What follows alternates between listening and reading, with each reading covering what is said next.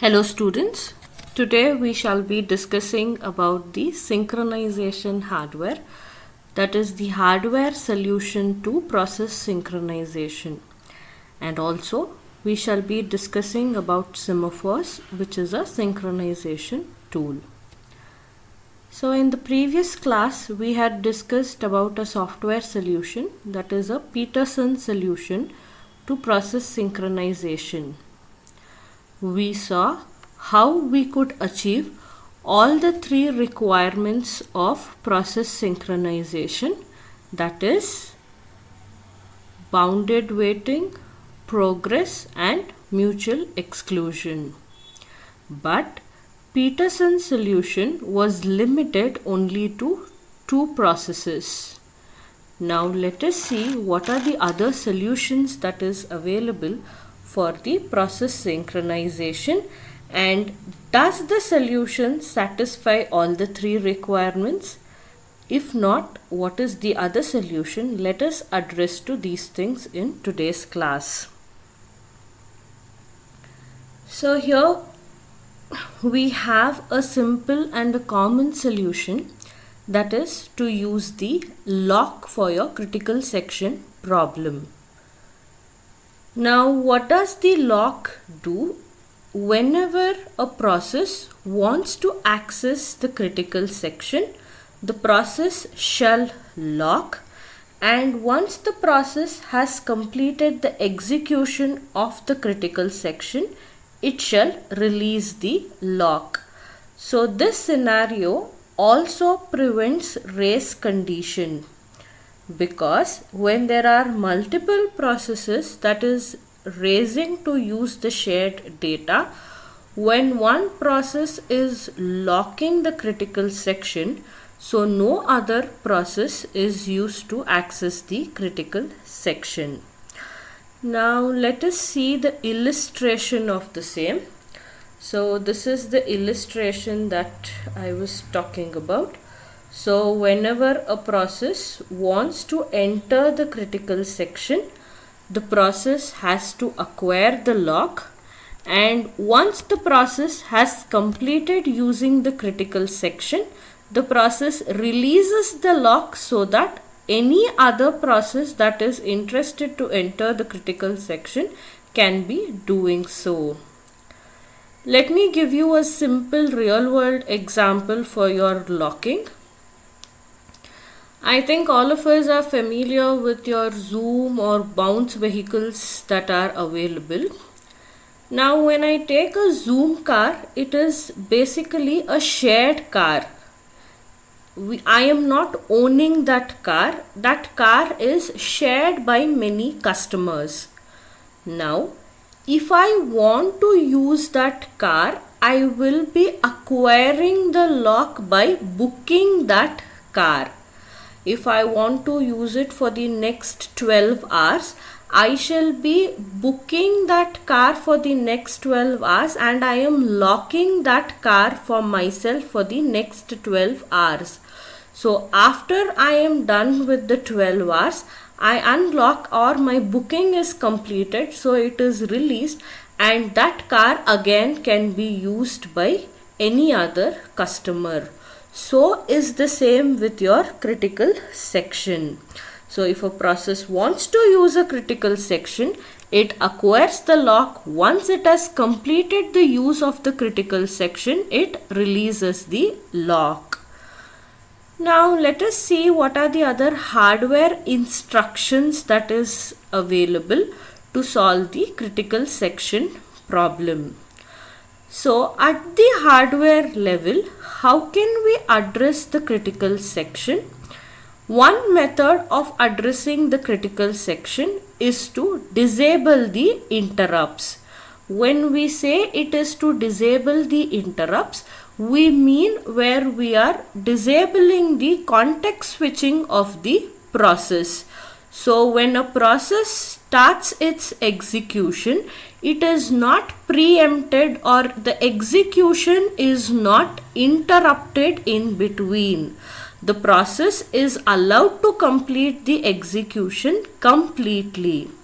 But this solution or this support of hardware is not very efficient and it is not possible in a multiprocessor environment. So what do? It is, instead of disabling the interrupts or instead of stopping from context switching, we have something called as atomic instructions. Now, what is an atomic instruction? It is a set of instruction that will be executed without any interruption. That is, when I start the execution of this set of atomic instructions, it will not take any kind of interrupts, or it is not going to context switch the process. If a process P1 has started the execution of atomic instruction, it cannot be disturbed or it cannot be interrupted. So in the hardware instruction set, there are two such atomic instructions. One is test and set, the other one is swap. So in test and set, it is going to test the memory word and it is going to set a value. In swap, it is going to swap the memory contents. In case of test, it is going to test a memory word and it is going to set a new value to the memory word. In case of swap, you have two contents in two different memory words which will be swapped. Now, what is it? What is the contribution of set? What is the contribution of swap? How is it going to help the critical section? We will see in the further algorithm. Representation of the test and set instruction. Now there are two different operations that is happening. It is testing the content of the memory word and it is setting a value to that memory word. But this happens in a single go because it is an atomic instruction.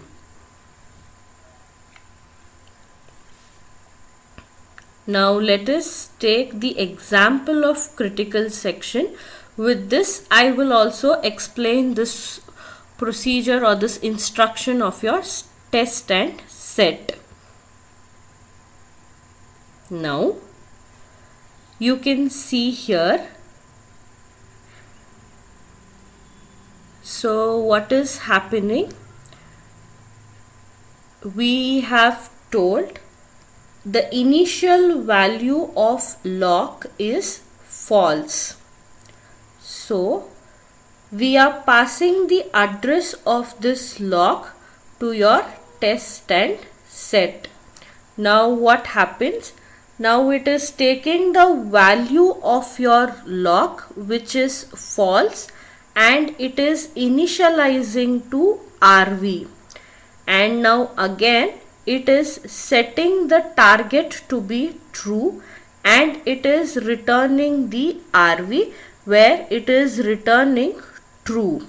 Now, if the lock is true, it indicates that there is some other process that is already there in the critical section. That is why we are indicating it with a semicolon indicating do nothing. So if this while condition happens to be true, that is nothing, but if your lock happens to be true, then we say do nothing. Now if this condition happens to be false, only then a process gets its entry to the critical section. Now let us assume a process P1 Now let us assume a process P1 wants to enter the critical section. Now when the process P1 wants to enter the critical section, the initial value of lock is false. So it is calling the test and set procedure. So in this test and set procedure, we can see it is passing the false. So here this false is returned to RV, and now the target is made true. Now we return RV, so the value of lock is now true, but here what you are returning here is false. Now the value of lock is changed to true, indicating that process 1 is going to start its execution into the critical section. But here in the while loop you can see you are returning RV. So RV is holding the initial value of target. So this initial value of target is false. So here what happens, in the while loop it is going to return false. So now there is no other process. Process P1 is the first process that is come. So it is allowed to enter the critical section. And now you can see there in the exit section, you are making the lock again to false, indicating that any other process that wish to enter the critical section can do so. I would take the same one with a small illustration here. You can see here I have taken process P1 and process P2. Now process P1 wants to enter the critical section, it sets to true. Now if there is any other process that wants to enter the critical section, the target is true and the result is also true now.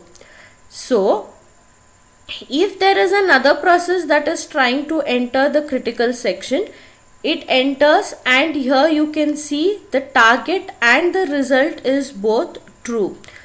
Previously the result was false. So when the target and the result, both of it is true, so it does no operation. Now process P2 is waiting for process P1 to make it false. That is, it has to complete the execution in the critical section, and when it is exiting, it has to make the lock value false. Only then the process P2 can enter the critical section. So this is about your test and set instruction. Now let us see what happens in the swap instruction. Before I start with the swap instruction, let me talk about the variables that is used. Here also we are using the variable lock.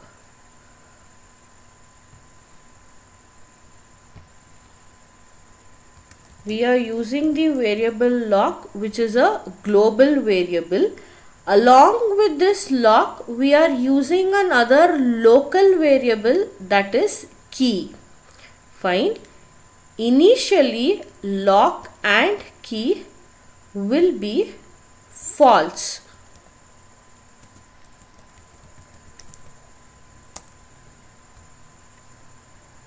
Now, if process P1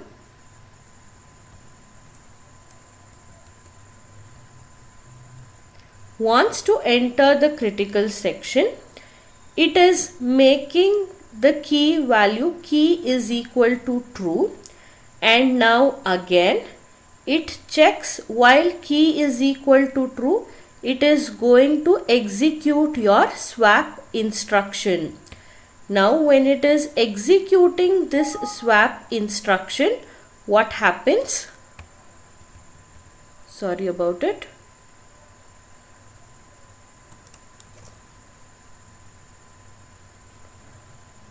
So I had my lock equals false. So now if process P1 wants to enter the critical section, first it is setting the key value to true. While key is equal to true, the next thing it calls is this swap function. Now the value of lock is false and the value of key is true. Now what happens in this swap function? We are all aware what the swap do. It is swapping the content. So the content of the variable key is true and lock is false. Now when it swaps, what happens? Key becomes false. For the second iteration, when again the while checks the key, it is false. So there is no other process in the critical section. For the second iteration, it comes out of the loop and it is allowed to enter the critical section.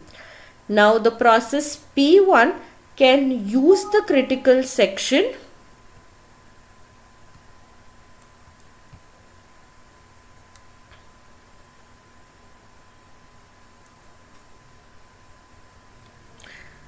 Now the other hardware instruction that we spoke about earlier is your swap instruction. So what does the swap instruction do? We told it earlier also. It is going to swap the content of two memory word. Now what is the contribution of the same towards the critical section? Let us see it here. Now let us first see to the variables that the algorithm or the instruction uses. I have two variables, lock, which is a global variable which is initially false, and I have key, which is a local variable that is defined. Now if I say I have process P1, if I have process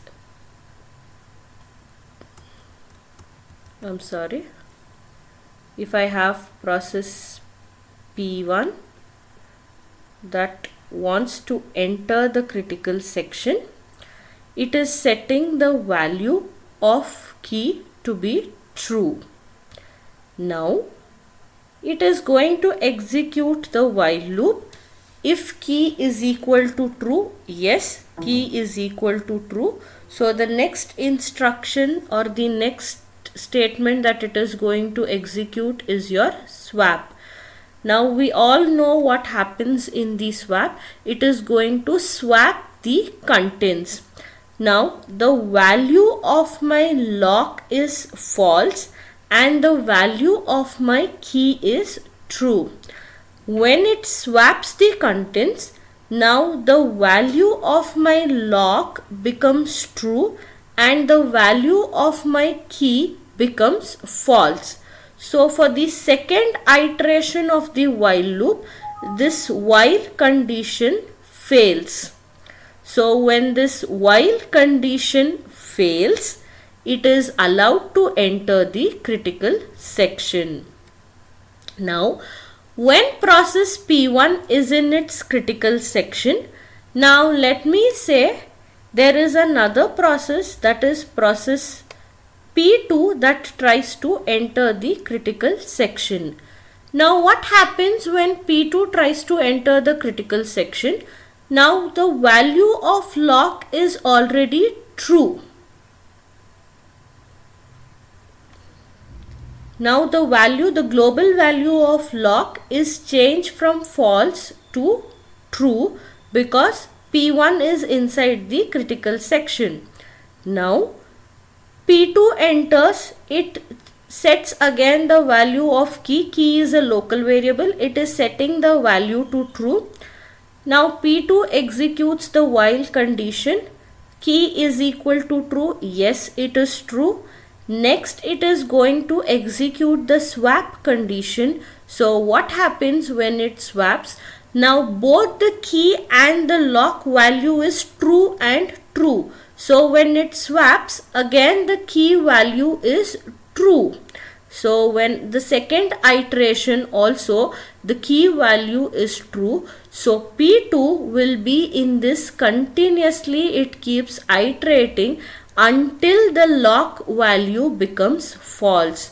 So P2 will be in this loop and P1 will be in its critical section. So we ensure mutual exclusion, that is only one process at a time is in its critical section.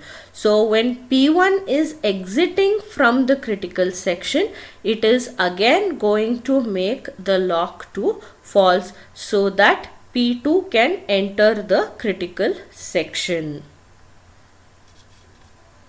So the previous algorithms or the instructions that we discussed about, that was your test and set and the swap.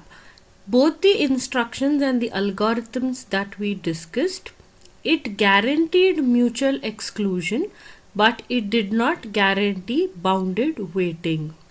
So what do I mean by this? It is not satisfying all the three conditions or requirements of process synchronization. Now let us see an algorithm that satisfies all the three requirements of process synchronization. Before we get into the algorithm, let us see the data structure that is used. We are using two global variables, that is weighting of n and lock. So weighting of n is an array. I am depicting this array here as well, which I shall be using later for my explanation. And we have boolean of lock. So boolean of lock, again we know the purpose of the lock, which we have seen it in the previous algorithms. So we have to set the lock and then enter to the critical section, and at the exit we again set the lock to false. I have also put up the test and set instruction here, so it is convenient for the explanation. Having said that, now for a process, say Pi, can enter its critical section only if either weighting of I is false or key is false. Now let us see how these things will actually work. Now let me say the first process, that is the process P1, wants to enter the critical section. Now when process P1 wants to enter the critical section, we have weighting of I equals true, and it is also setting key to true. Here we check while weight of I and key. Now when both of it is true, it is guaranteed that this while loop is going to execute. When does this while loop fail? Either weighting of I should be false or key should be false. When this while loop fails, only then we have an entry to the critical section. So if the while loop is going to execute, then the next statement the while loop executes, or it is going to iterate upon this statement, that is key is equal to test and set of lock. So the key is calling the test and set. So the initial value of lock is false, so I will be passing that here the target. So we are setting, so the target value that is false is copied to RV, and again we are setting the target to true. Now I am returning RV, that is nothing but I am returning false. So for the very first process, this is going to run only once. So now for the first iteration, the key value will become false. For the second iteration, weighting of I is not changed, but the key which was true is now changed to false. So the while loop exit and it comes to the critical section. So before it is entering the critical section, the process P1 is making weighting of I to false, which indicates that the process P1 is no more waiting to enter the critical section because it has got its chance to enter the critical section. So once process P1 enters the critical section and it is working on the critical section, let us see what happens to the other process. Now, if process P2 wants to enter the critical section, now we will check that again process P2 is going to set the waiting of I is equal to true because it is waiting to enter the critical section. It wants to enter, so key is also equal to true. Now we will check here. Now we will get waiting of I and key to be true, and now when the while executes the test and set instruction, it is passing the lock value to be true because process P1 is already in the critical section and previously it has set the lock to true. Now it is passing that true value here, so it is copying true to RV and again target is set to true. Now what will it return? It is going to return a true. So when the key value is true and none of these conditions are failing, so process P2 will end up executing the while because process P1 is in the critical section, so process P2 have to wait. And again, if there is another process, that is P3 that comes, that is also going to wait in this array. Now if I say this was the entry section and this is the critical section, this is our exit section where it is ensuring. Now here with this condition of while, we have definitely ensured that mutual exclusion is guaranteed. Now next we will see if progress and bounded waiting is guaranteed. Now let us see here. Now to show that progress is guaranteed, we can see what does the progress requirement tell. If there is any other process requesting for critical section and if there is no process in the critical section, it must immediately be granted. So if P1 exits the critical section and if P2 is requesting and it is waiting in the array, definitely the P2 gets a chance to enter the critical section. So progress is also met. Now let us talk about bounded waiting. Now what does bounded waiting tell? That if there are a set of process that is wanting to enter the critical section or gain access to the shared data, it must not end up in starvation. There should be a limited amount of time that it waits. So now when process P1 completes the execution, we are checking here. So what is it doing here? Now when process Pi is completed, now it is giving a chance to Pj. Now this I and j are the index value of this array waiting of n.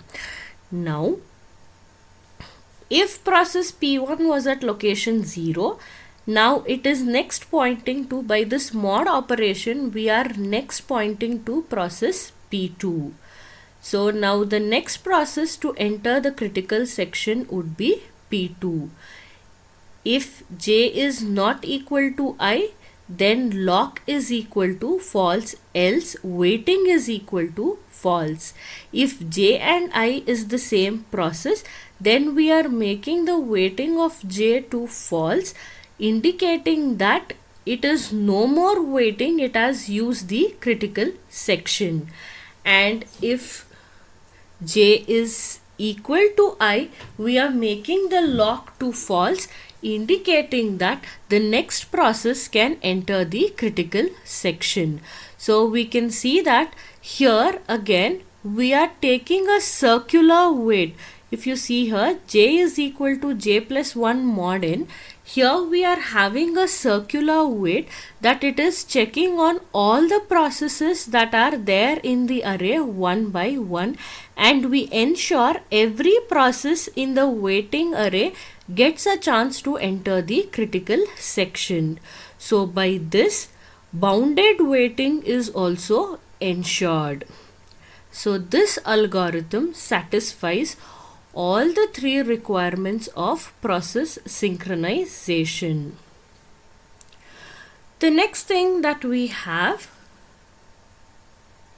is about the semaphore. Now, what is a semaphore? A semaphore is again, it is a synchronization tool. So in the previous concepts, we saw to the hardware solution, and the hardware solution is not very easy to implement.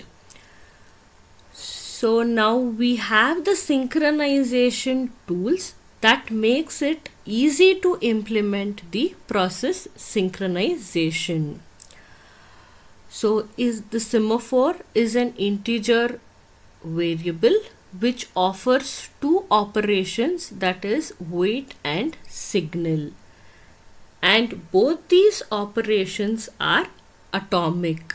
What do I mean by atomic? I have told it earlier also. These operations cannot be interrupted. That is, if a process starts the execution of wait operation, it shall not be disturbed or interrupted. Now let us see the definition of wait and signal.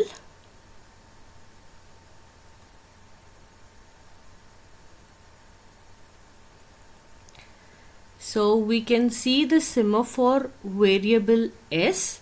So we have the semaphore variable where wait is actually decrementing the semaphore variable, and we have the signal which is incrementing the semaphore variable. And here we make sure that the semaphore variable does not drop below 0.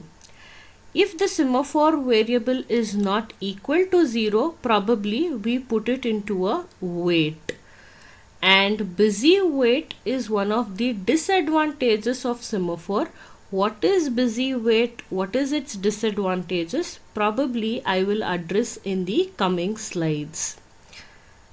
Now let us see the types of semaphore. We have two types of semaphore: counting semaphore and binary semaphore. So when we say counting semaphore, it is an integer value and it can range to a particular domain. And when I say it is a binary semaphore, it can take only two values, either a 0 or a 1. And binary semaphore is also most commonly known as the mutex lock. Now let us see an illustration of how binary semaphore could solve the critical section problem. So this is the structure of the mutex. So binary semaphore can be used for multiple processes. That is, there could be n number of processes that is sharing the mutex.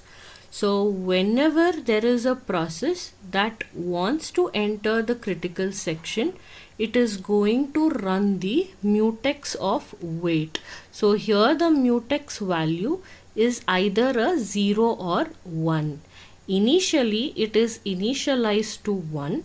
So when wait mutex is run, it becomes a 0.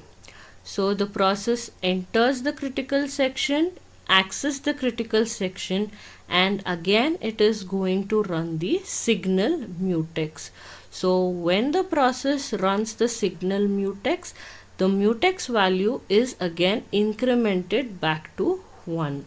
So this was about the binary semaphore. The next thing that we have is the counting semaphore. sometimes counting semaphore in the system could be used to access the resources. So the number of resources in the system could be attached to the counting semaphore. So whenever a process wants to use a resource, it calls a wait semaphore and it is incremented, and whenever a process wishes to release the resource, it calls a signal semaphore. So wait would be decrementing the number of resources because it is picking up to use, and signal, it is when it is releasing and returning back the resources, it uses signal semaphore, it increments back. If there is only wait that is run, and if there are many processes that has picked up the resource, and if the count comes to 0, as we have seen earlier, the process shall be put to busy wait. So the process has to wait until the resource is available.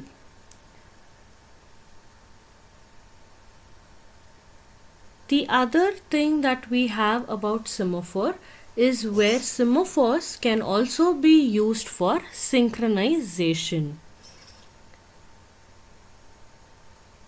So here is a small illustration of synchronization.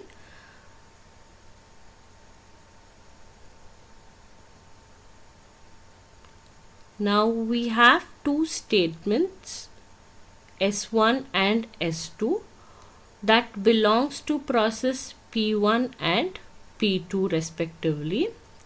Now if we want statement S1 to execute before statement S2, so we can synchronize it in this particular pattern. Now if I want S1 to be executed first and then S2, so what am I doing? The process P2 calls a wait sync. So until process P1 signals it, S2 cannot be executed. So statement S1 executes and then signals, only then statement S2 executes. If by chance statement process P2 runs again, it is called the wait semaphore, where it ensures that statement S1 itself is executed first. So the next thing that we will see is about the usage of the semaphore or semaphore implementation.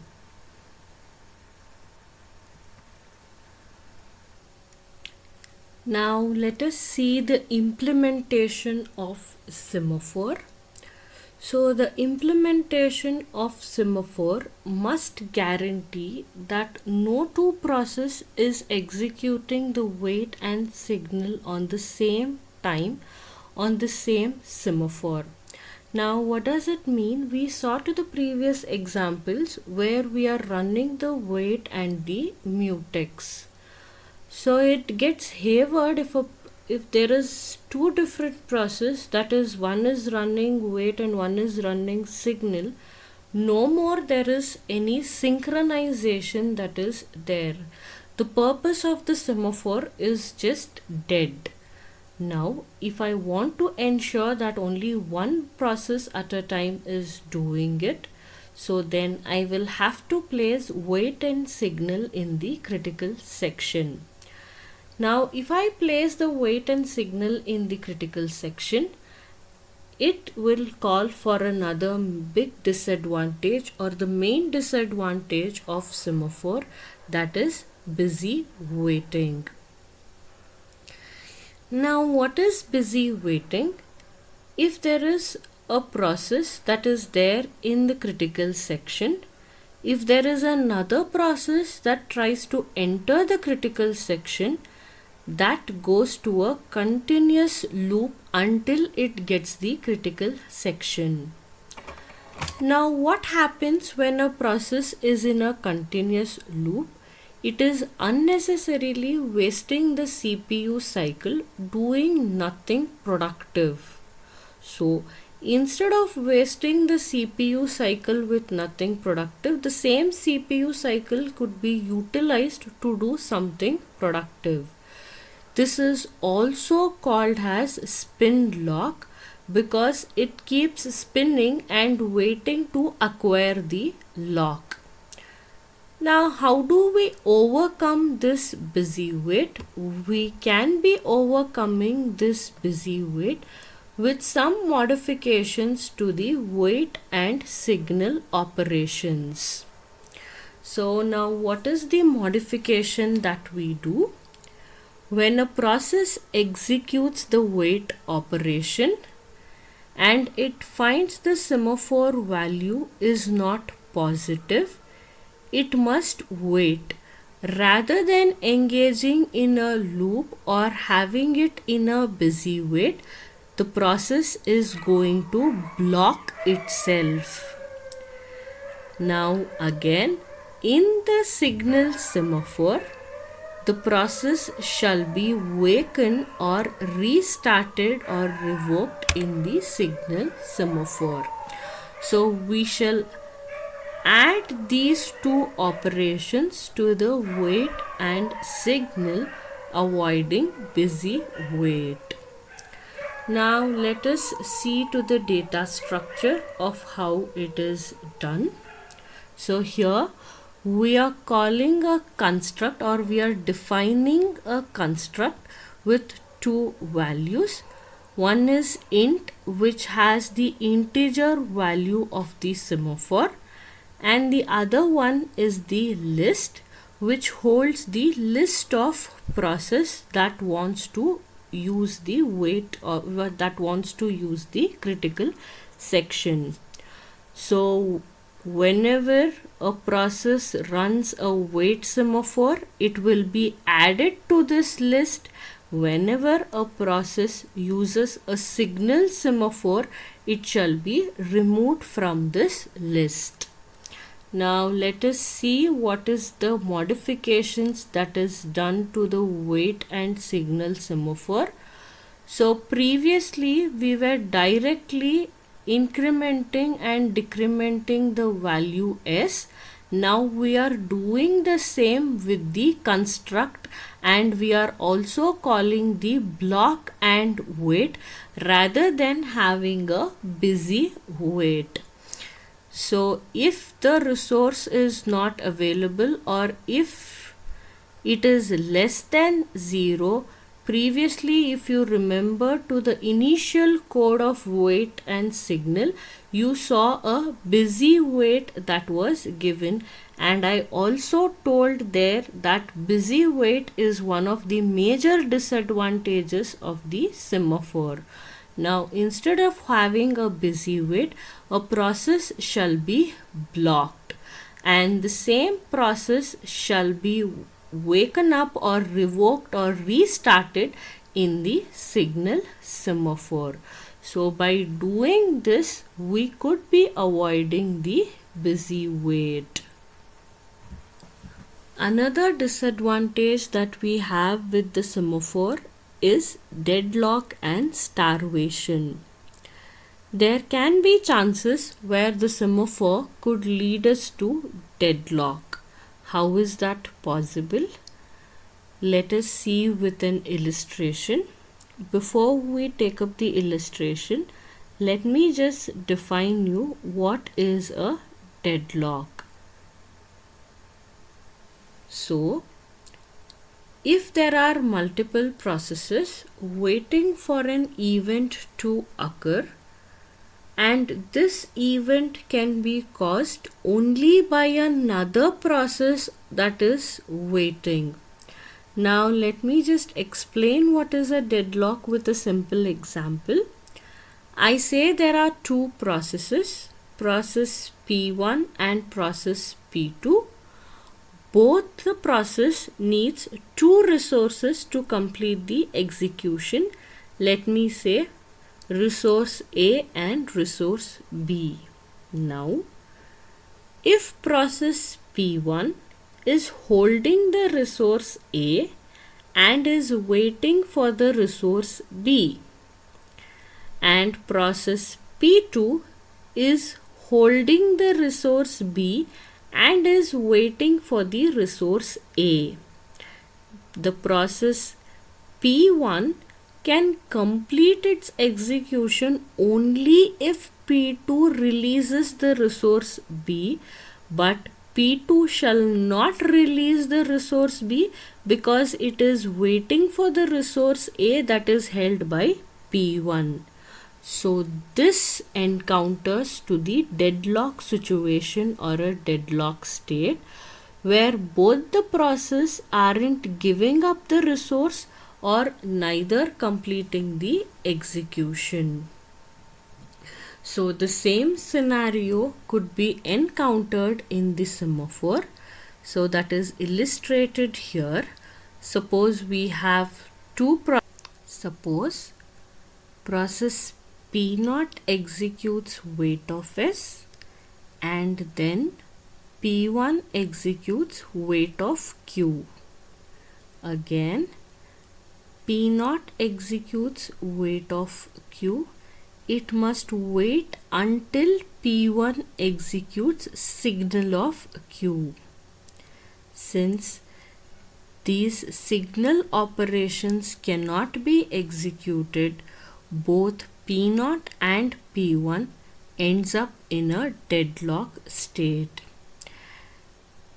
Deadlock can also lead to an indefinite blocking or starvation, that is, process P0 and P1 is indefinitely blocking each other or it is in a starvation. So this is another disadvantage that is associated with semaphore. So there are other synchronization tool like monitor that can remove deadlock and starvation, which we will see in the further classes. Thank you.